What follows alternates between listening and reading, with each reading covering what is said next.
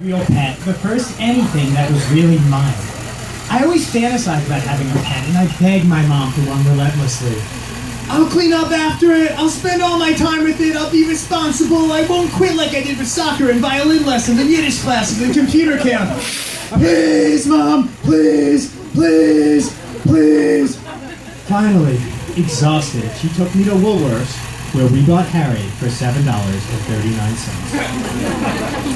I had my own secret plans for my pet parakeet. I had seen enough movies and TV shows in my 7 years where I knew exactly what would happen. My parakeet would become my sidekick, my best friend. He would accompany me on adventures and we would solve crimes together. Sure, an awesome dog would be better, but a bird would do. After all, birds could talk. They could sit on your shoulder and fly messages to safety if you fell down a well or were captured by evil villains. Harry never came close to any of my hopes or dreams for him. In fact, I'm fairly certain that he hated me. I don't think he was naturally evil, possessed, or even a bad-natured bird. And looking back, I realized that Harry had very good reasons to despise me.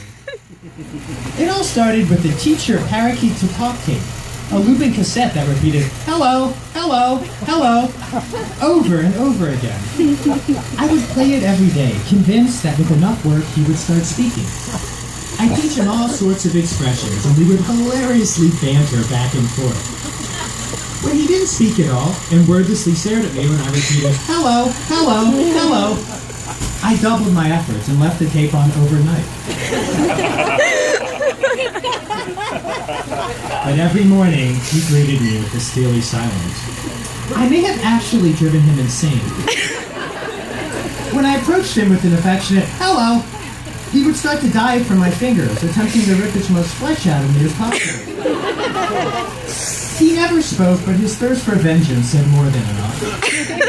To clean his cage, I had to use my thick black skiing gloves to save my skin from his beak of terror. The other reason Harry despised me was that I was a misogynist. For 3 years, I didn't realize that Harry was actually Harriette. I learned this from one of the inept Israeli immigrants my mother hired to fix things around the house.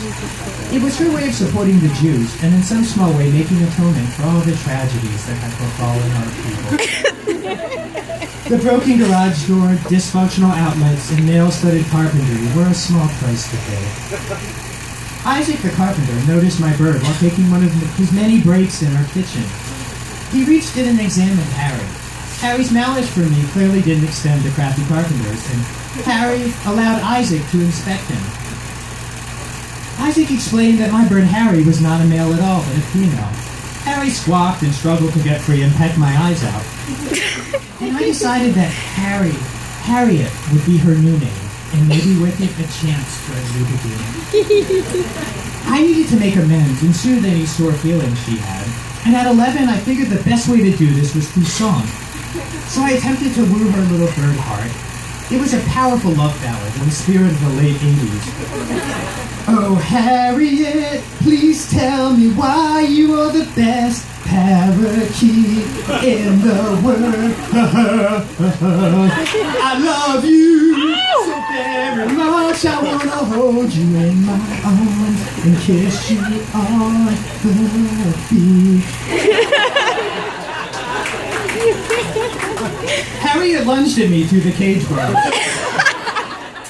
squawking wildly.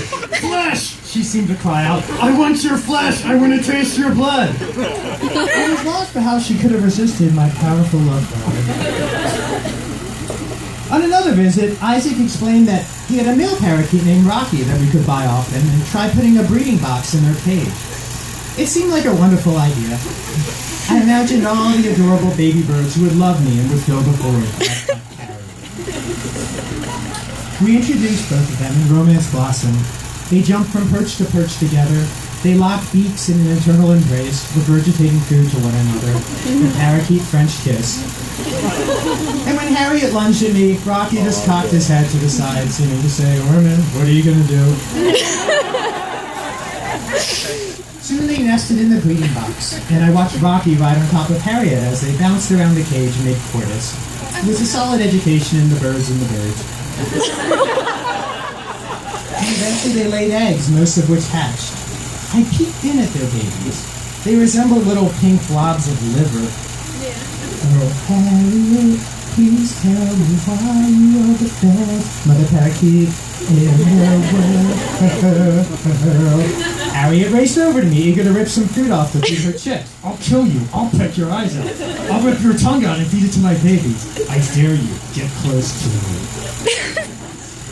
The babies grew small feathers and little beaks, and I was hoping with a little love and positive example, they wouldn't grow up to be a total bitch like my mom. It became less fun when the first bird died. Then there was the dead chick in the breeding box. Harriette pushed it onto the cage floor, a gift for me. And the babies kept coming. I couldn't give them away fast enough. I ran out of words to name them. We had bluey and greeny and bluish greeny and whitey and aqua-whitey and yellowy. And Cracker was my favorite. She would ride on my head and make little bird turds on me, but the novelty wore off and none of the birds ever spoke. One day Rocky developed a limp. Had I done something? I was wrecked with guilt and begged my mom to take him to the vet. After all, they were my responsibility, and I was partially worried Harriette would blame me. The vet wrapped his little leg in a splint and set him up with a little tiny bird IV, and we left him overnight. But he didn't make it. Harriette was a widow, and I was sure it was my fault. We buried him in the backyard, and I realized that now I would have to be the father to all these damn birds. There I was, with a menagerie of parakeets I didn't want anymore, and they were indifferent to me, except they relied on me for food and water and cuddle bones and millet trees. They derived more affection from the mirrors where they endlessly looked at their reflections than me. When I walked in the room, they didn't look up or chirp for joy unless I was holding a carrot or some other vegetable to peck at. And I realized that animals with brains the size of nickels were dumb. Worst of all, these birds depended on me to change their cages, a task I dreaded like synagogue. The bird feces would pile up in mounds, and I'd have to remove the cage bottoms, wash them with a hose, chip it off, and pile it with fresh newspapers. The smell was overpowering, even afterwards. Every day my mother would yell, "Leo, change the cages, vacuum up the spilled food." This was not what I wanted. There were no adventures to be had, no crimes to be solved. This was work, responsibility. I was trapped, and I started to hate them. We moved the birds to the basement like a dark family secret. Every moment of joy in my life was peppered with dread. Had I fed them? Had I changed the cages? Had another one died? Had something I'd done killed Rocky? Was Harriette waiting for me under my bed to go to sleep, to peck my eyes out and kill me?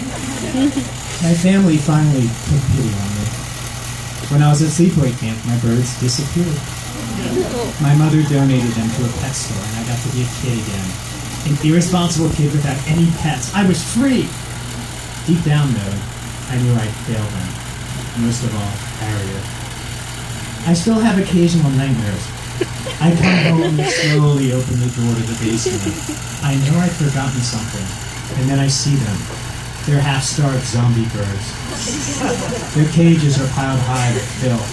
They look at me with resentment, all of them except for Harriette. Harriette stares me down. Please tell me why. Her gaze is fixed on me. You are the best, Parakeet. Her beady eyes shine with murder.